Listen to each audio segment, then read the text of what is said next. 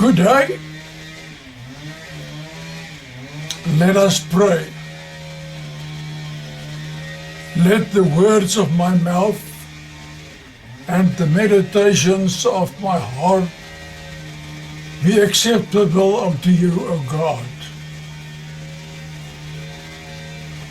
my Lord, my rock, and my salvation. Amen. The title today is Let Jesus Fix It For You. Fix. Let Jesus fix it for you. This is a very loaded title. Won't be able to explain it all. Have to read and listen to me very carefully, first of all, and then as often as possible, because I'm laying foundations.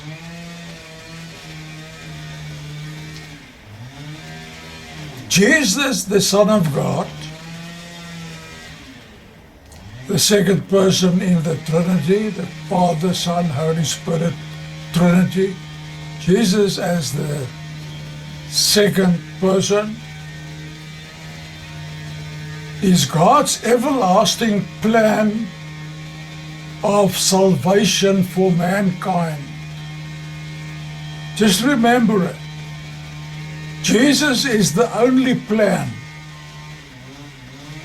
There's no other plan, but you'll have to understand the plan.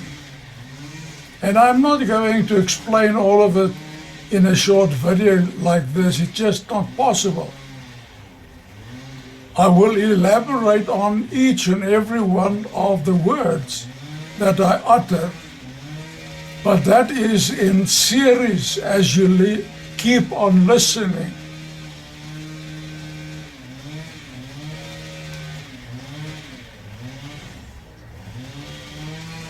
God made Adam, the first Adam, to be everlasting, infusing into Adam's body 23 pairs of perfect genes. And I will have to also explain why 23 pairs and what is in those genes and how does it work.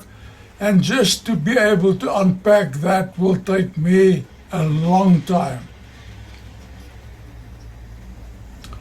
Jesus as the second Adam. Remember, the first Adam was a failure. And God is in the restoration business. For that reason, a lost Adam. He is called the Word of God. John puts it as such.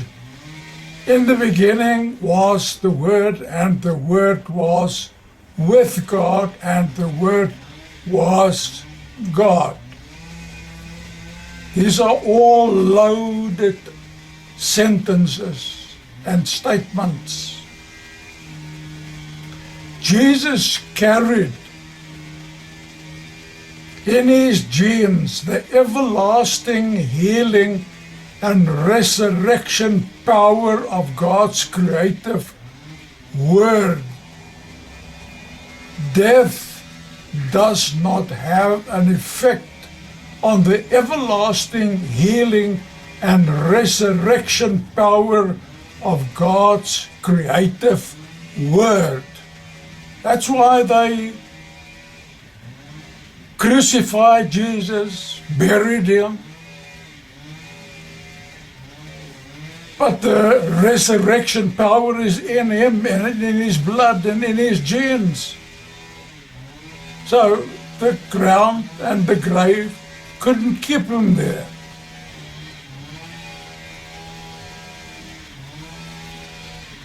In the synagogue where Jesus preached his first sermon, as we know from the Bible, in Nazareth,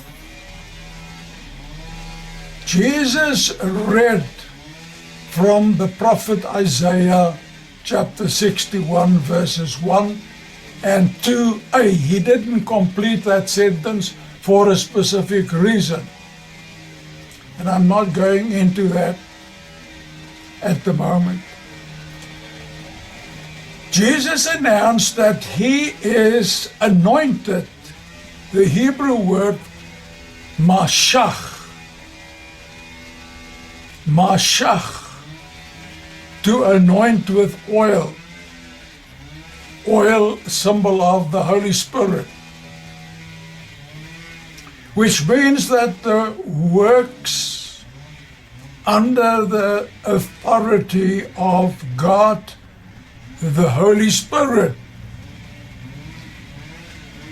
Remember, Jesus told his young church to wait in Jerusalem for the anointing, the promise of the Father, the anointing, in order to be able to do what they are supposed to do. Because without the anointing, it's all in vain. Doesn't mean anything.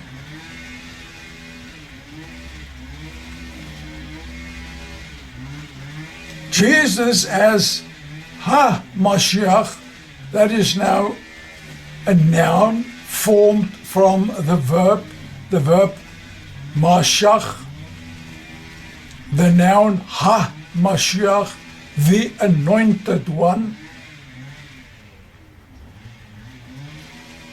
So Jesus as HaMashiach announced that he is anointed and ordained by God the Father and God the Holy Spirit, and he works under the authority of God the Trinity.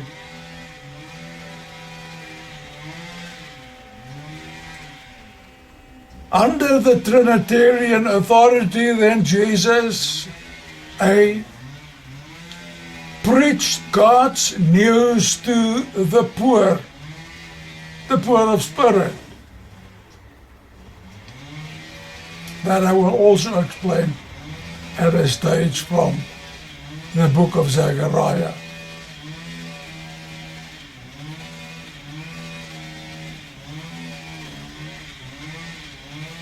He preached God's good news to the poor, and his preaching dismantles poverty, that which went wrong in the Garden of Eden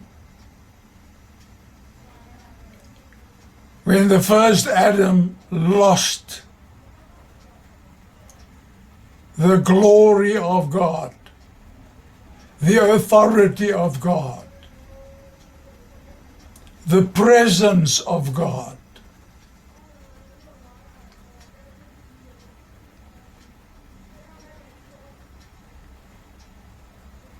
Preaching Jesus sets the captives free, because we are all POWs after Adam was taken out of the Garden of Eden at the eastern gate, and I will also explain that to you at the stage. God placed the angels there to prevent him from coming back as a POW, prisoner of war. And from that moment on, you're a prisoner of Satan.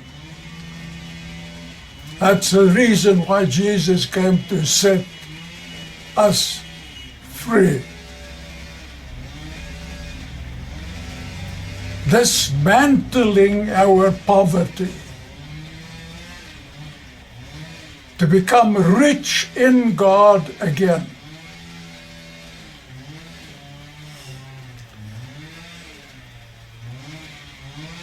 Now the word used here in the Greek text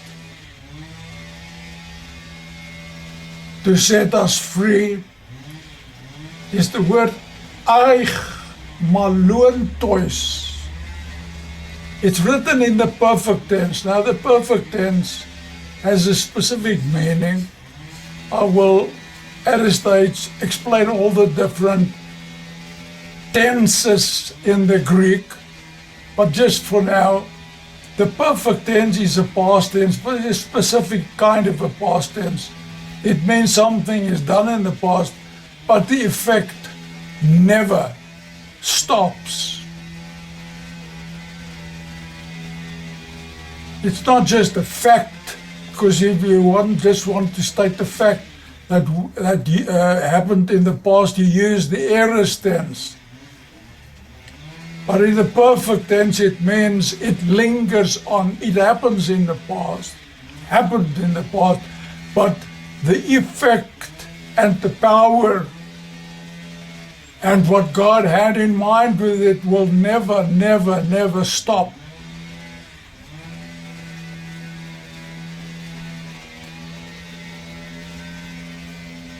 So when we preach the living Word of God, the pure and unadulterated Word of God, POWs, prisoners of war,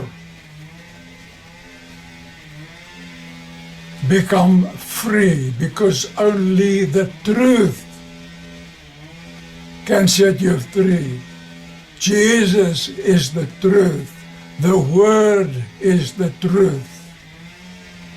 And may the Lord bless you as you listen and you ponder and you listen again, maybe, because the author of the Word, who inspired the Word, will also help you, because the Holy Spirit is in you if you are born again.